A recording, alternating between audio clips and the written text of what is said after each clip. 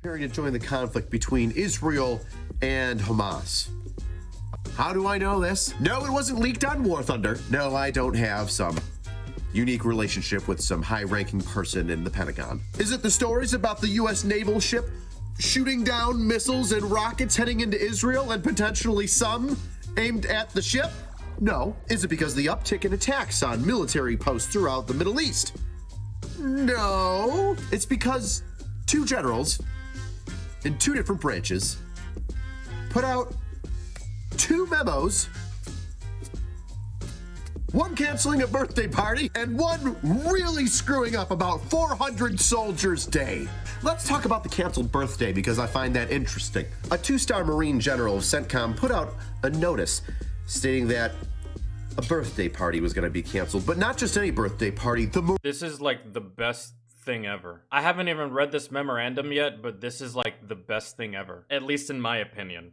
Maybe this is the Marine Corps, so maybe the Marine Corps will feel a little bit differently. Anytime something is canceled in the military, that's one less thing you have to do. That's one less mandatory thing you have to do. That's one less probably bullshit ass thing that you don't want to do that they're gonna make you do because 100% accountability. Marine Corps birthday party. Oh, the Marine Corps birthday party, which probably consists of a military ball that's probably mandatory. Again, maybe Marines like doing this, or maybe they don't. I don't know. I didn't serve in the Marines, but I didn't go to any military balls. Well, there was one that I went to at Fort Stewart, and it was fucking mandatory. I showed up, hit the open bar, stayed for 20 minutes, got the fuck out. I was there long enough to, I don't know, shake someone's hand, and then I fucking left because I've never been a fan. And I've never been a fan of doing something that's really not all that important, yet they make it mandatory and make it seem like it's super fucking important, when at the end of the day, it does literally fucking nothing. And then they disguise it under the whole fucking morale bullshit that they do. Oh, this is for morale. Oh, this is for this. This is for welfare. This is for that. No, man, I can get all my morale at home by playing with my wiener and playing video games. Corps Ball, it's held every year, and those devil dogs love to party. In fact, the Marine Corps Ball has had some really interesting stories in the past of Marines asking out fairly famous people. I think Justin Timberlake and Betty White did. I heard Mia Khalifa sit up the Marines. Being in the Army is worse than being on OnlyFans. Wow. You're selling your body to the government. That's a first. But again, Mia Khalifa's not known for her brain cells. I know she's probably known for her head, but definitely not what's inside of it, so take anything that stupid bitch says with a grain of salt. Pretty much. Marine Corps Ball is a big deal, celebrated by every Marine. Big deal. Sometimes they say huge. So there must be a good reason why it was canceled, right? Well, let's read about it. I write to inform you of a decision I had to make regarding the Marine Corps 248th Ball, scheduled for 16 November 2023. Due to unforeseen operational commitments and the nature of our current mission, it is with great regret that we must cancel this year's event. Please know that this decision was not— Bro, and I don't even feel like I would feel differently if I was in the Marines. Really. Because I guarantee there's some parts of the Marine Corps where they make you go to this shit. Even if you don't want to. Even if you got a hot date that weekend. Even if you had plans. Even if you had something literally other than anything military related that you wanted to do, I'm pretty sure it's mandatory for a lot of fucking Marines. And I've just never been a fan of mandatory fun. Because here's the thing about mandatory fun. It's never fun. And you might think like, oh yeah, you can go in here and fucking have a good time and blah, blah, blah. No, man, in my experience, military balls is nothing but fucking kissing ass. And having to watch what the fuck you say and who you're around. And guess what? You say the wrong goddamn thing or do the wrong goddamn thing or do something embarrassing and or stupid, something you can get away with at a bar or a club, guess what? You're going to pay for it that following Monday. So if I were in the Marines and this was the case, I'd be like, fuck yes. Thank God. A weekend where I don't have to fucking do no bullshit that I don't want to fucking... That's just me, though. Made lightly, and the chief consideration was the need to uphold the highest standards of readiness and the completion of our operational responsibilities. Major General McPhillips. An important note is that Major General McPhillips— I always felt like military balls were just for high-ranking people to feel important about themselves, and so that lower-ranking people can show up and kiss their ass. Almost like a fundraiser, but with no funds going around. That's pretty much it. You know how like these rich people have fundraisers and like other people kiss their ass just to get donations and stuff like that. That's what military balls are like, except there's nothing to gain there at all whatsoever, especially if you're under the rank of, like, I don't know, E5. So Phillips is in charge of Marine CENTCOM, Central Command, which is in charge. the cake cutting is mandatory. We're in formation in either camis or service alphas while the whole shit goes down. See, I wouldn't want to do that, man.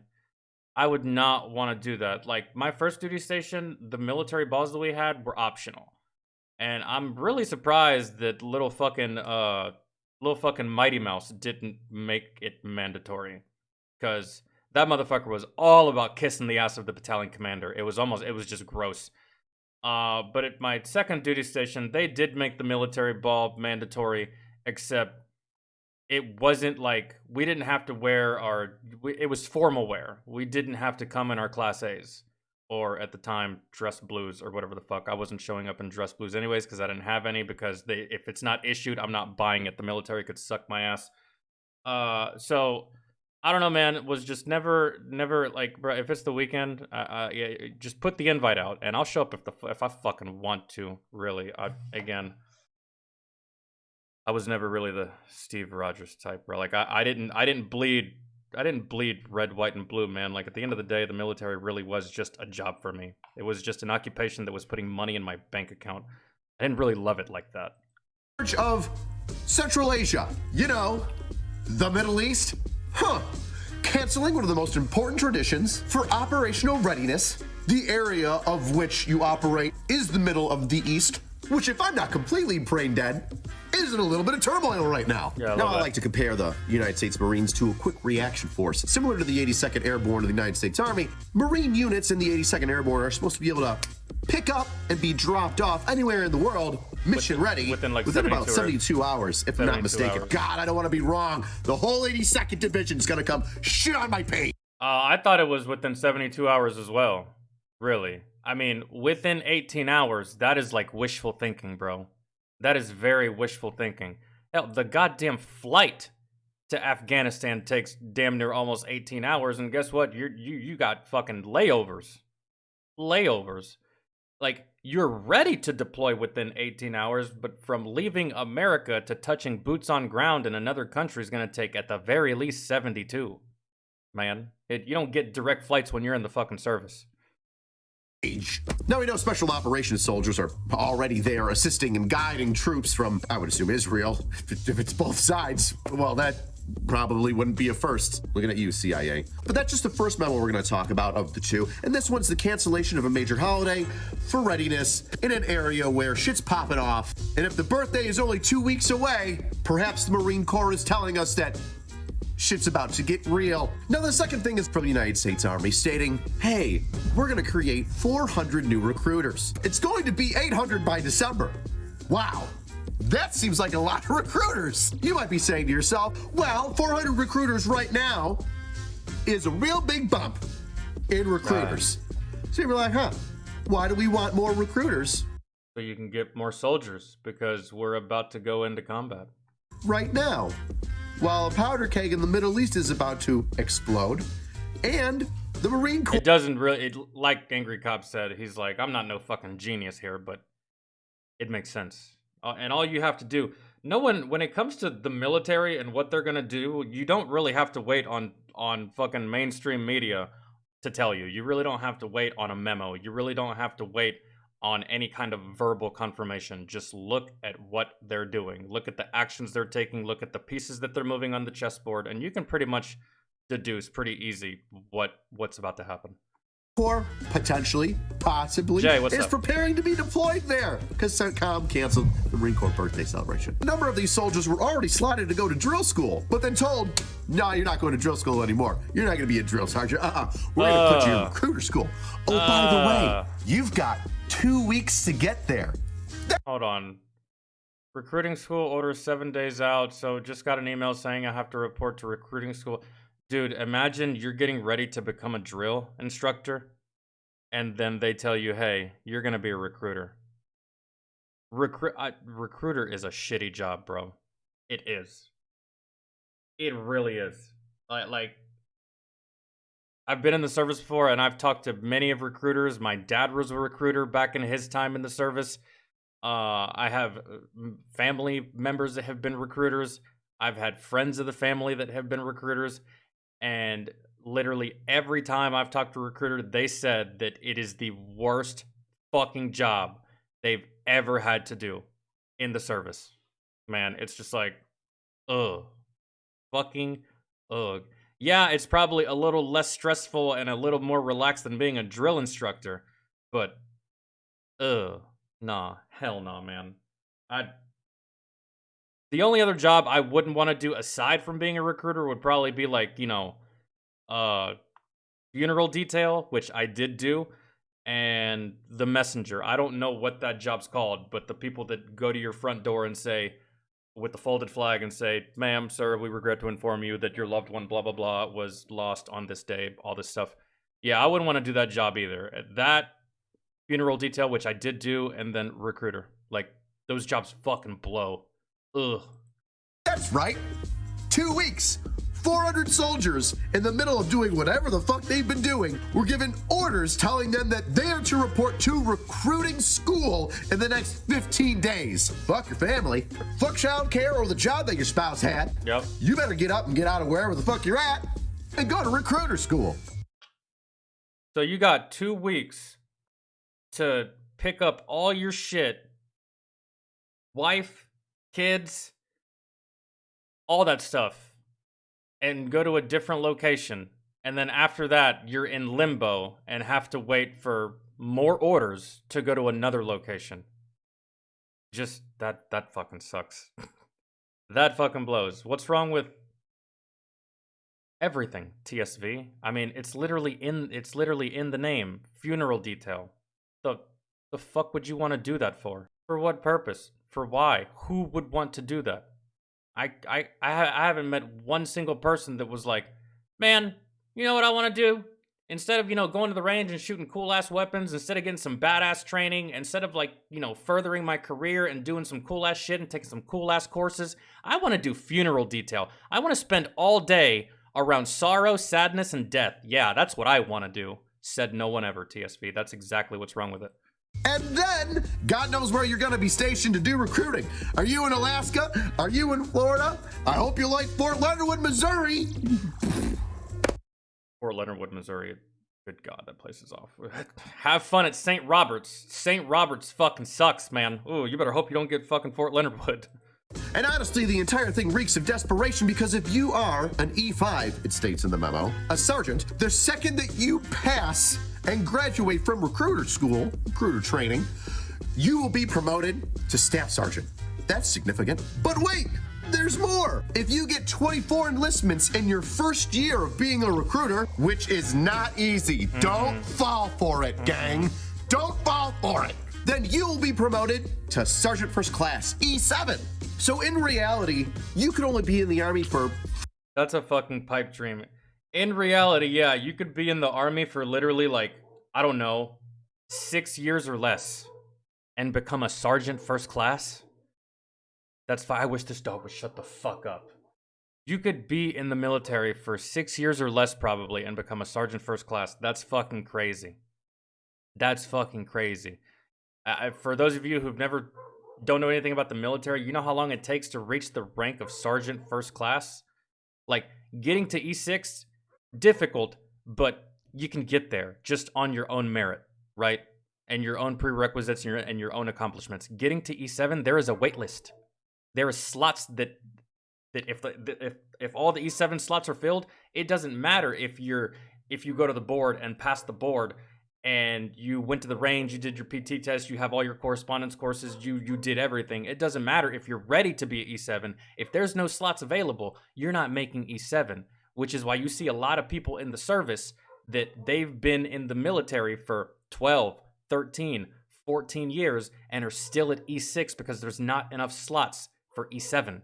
There's not enough of that rank to go around, right? So you have to either wait for someone to get out of the military or you have to wait for someone to get promoted to E8, right? So you see a lot of E7s that have done literally 15 plus years or more to reach the rank of E7. And now you're gonna have a whole bunch of mm, mm, mm, mm. I don't know how that's gonna play out. 4 years and have your E5 pinned on you could be an NCO, a sergeant. And then immediately after recruiting school, we'll be generous and just say 3 months after. So 4 years and 3 months, you'll be promoted to E6. Wow, that's fast track. Staff sergeant, 4.5 years. That's pretty darn quick. And then a year after that, in under 6 years, if you get 24 recruits in a year, you'll be an E7. That's crazy. 4 to 5 years. It took me 3.5 years just to get considered for E5 because points for my MOS for sergeant were like in the 700s, which is astronomically high for my MOS. Like astronomically high for my MOS. And then when I served, points for engineers to make fucking E5 were like, I don't know, less than 100. I think it was like 88, which was crazy. I was like, these motherfuckers deal with explosives and their job is far more taxing and their job requires far more attention to detail and their job requires, I don't know, it requires you to be just a little more careful and smart about what you do, and their points are actually lower than mine. It's crazy. I think it was just because of the sheer volume of people inside of my MOS at the time. That's why points were so high. They weren't just letting anyone into the sergeant ranks. But senior enlisted men with 6 years on, 6 or 7 years, and you've got your E7. Holy fucking shit. That's crazy. Now, I'm not saying you couldn't make E7 in 7 years on normal track if you were a high-speed troop. I've seen E7s make... I've seen soldiers make E7 in 5 years or less, but guess what? They're special forces. Special forces. My first deployment, I met a sergeant major, dog, who was like 27 years old. 27 years old. I didn't even believe him. I asked to see his ID. Like, no disrespect or anything. I was like, I don't know, Sergeant Major. I kind of don't believe you. You don't look a day older than me. Really. He's like, all right, here you go, man. Check it.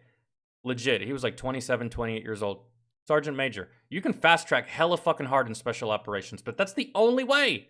And now you're just going to have a lot of young ass. Oof. I really don't know how that's going to play. It happen. If somebody didn't make fucking internet videos, of course there's other factors in there, like does the Army need your job? Are you in some sort of specialized unit that can promote quickly because they need the guys and the experience? Whatever. Exactly. But in those situations, that E7 has experience. A lot of it. In their job, in their MOS, in their training. Shit ton Whereas of it. These now E7s will have only as much experience as a E4. As a E4, dog. As a 4-year E5 sergeant, but be a senior NCO, and that time in between isn't getting better. My dad was a badass when he was in the military. My dad made sergeant in 2 years. 2 years, man. I don't know how he fucking did it. Like, he was just exceptional. He was also artillery, and I don't know I don't know how much. I don't know what points were back then. My dad served in the late. My dad served in the 80s and the 90s. I don't know what the points were. I don't know what the promotion was. I don't know what the prerequisites were for artillery, his MOS, and any of that stuff. But yeah, he fast-tracked hella fucking fast. It's kind of crazy. Their job. It's not better understanding their MOS, their military occupation specialty, whatever the fuck you do in the military. It'd be recruiting. So you'll have the brain of an E5 with the rank of an E7. That's not. You see my point? Yeah. So I'm no conspiracy theorist. I'm not saying that these things are definite things and that A plus B equals C. But if you're on a date with a classy gal and her lipstick is spewed all over her face like she doesn't have a mirror, and she's screaming at persons that aren't really there next to her in the booth that you're sitting at, those red flags might tell you that she's nuts. Well, these red flags that I'm seeing, along with a couple other things, are telling me that the United States is not going to be caught with its pants down if something pops off. I guess the only concerning thing about everybody watching this happen across the entire globe is when is something going to happen. All right. Whenever America finds a good enough reason to get involved, really. America's gonna have to find some kind of monetary value to get involved to get involved. They don't get involved just for shits and fucking giggles. There's always something to gain, right? Like, you think America's gonna help for free? You think we're gonna help you out of the goodness of our hearts? You think Uncle Sam is just gonna go over there on some fucking humanitarian type shit because he's just a good, noble, pure at heart fucking person? No.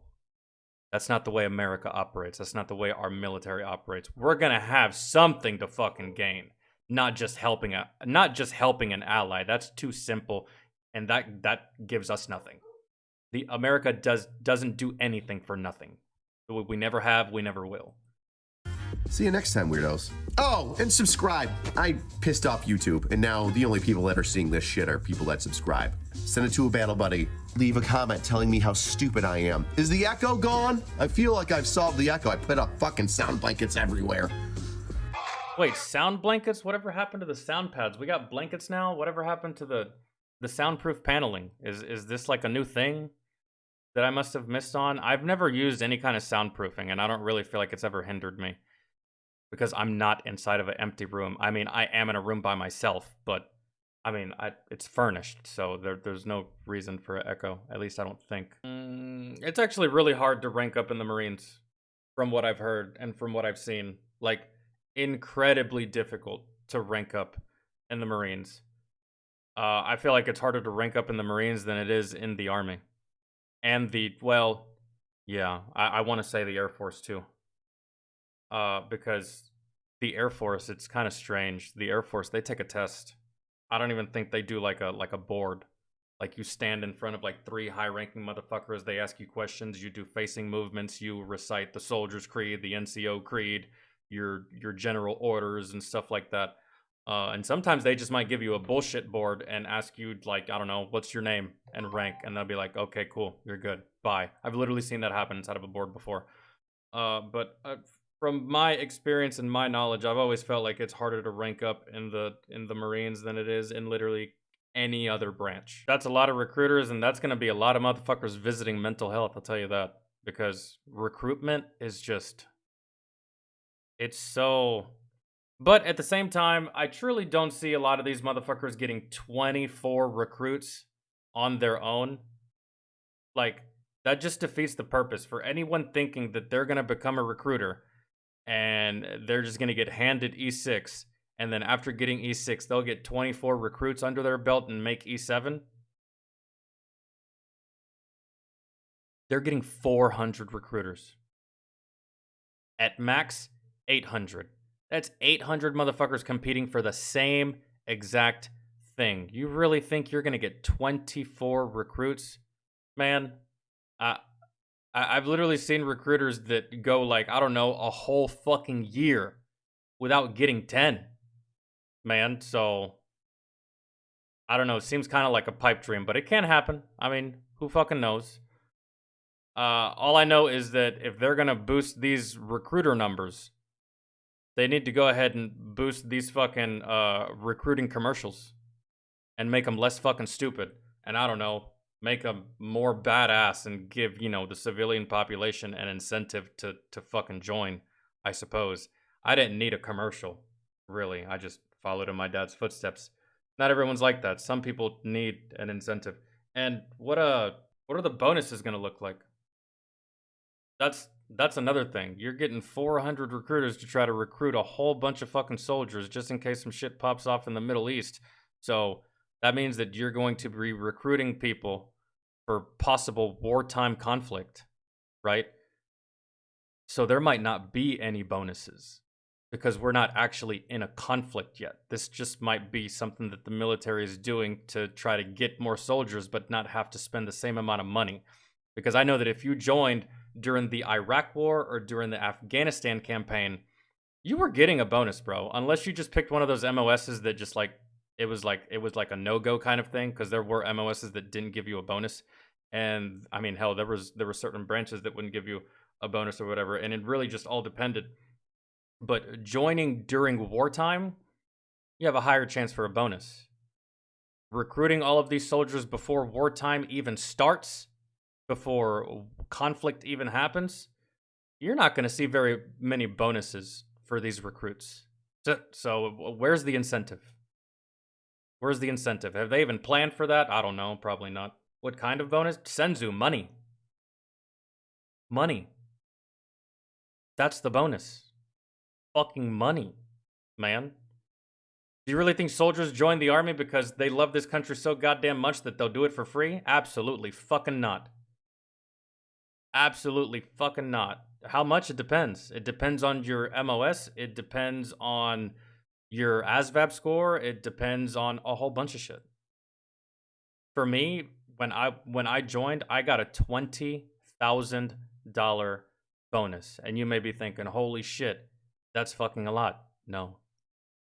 It wasn't. It was not. Taxes took quite a bit of that fucking bonus. And on top of that, half of that bonus I got up front after fucking taxes.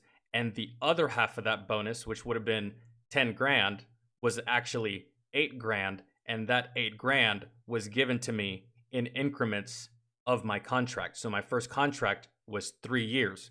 So I got, I don't know, about like after taxes, probably like $7,500 up front, right after I completed basic training in AIT. Because if you don't complete basic training in AIT, you don't get that bonus. And then the other half of that bonus, which was probably like another $7,500 to maybe between like $7,000 and $7,500, that bonus was given to me in increments. So after my first year, I got a chunk of that. And then the following year, I got another chunk of that. And then on the third year, I got the remainder of that. They don't just give you $20,000 tax-free straight up in your account. That's not the way it works. So it really just depends on your MOS, when you join, what branch you join, your ASVAB scores, how you do. Like it's all dependent. I don't know, man. You're just like a military version of like Jehovah's Witness, going door to door, chasing around these fucking teenagers, because that's really what you're going for. Going to high schools and speaking in front of like a junior or senior class, and then you like probably the most annoying part for recruiters, something they deal with all the time, is they find someone that they think they can lure in. And they do a whole bunch of work and they do a whole bunch of paperwork, and maybe they even go to their house and pick them up and bring them to a recruiting station. Maybe they go above and beyond to make sure that this soldier is actually going to commit.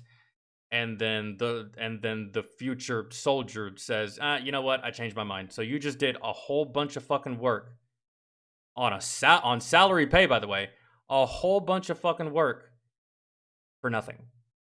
For absolutely nothing. And now you got to start that process all the way over with somebody else. That's it. It's just like you're a recruiter.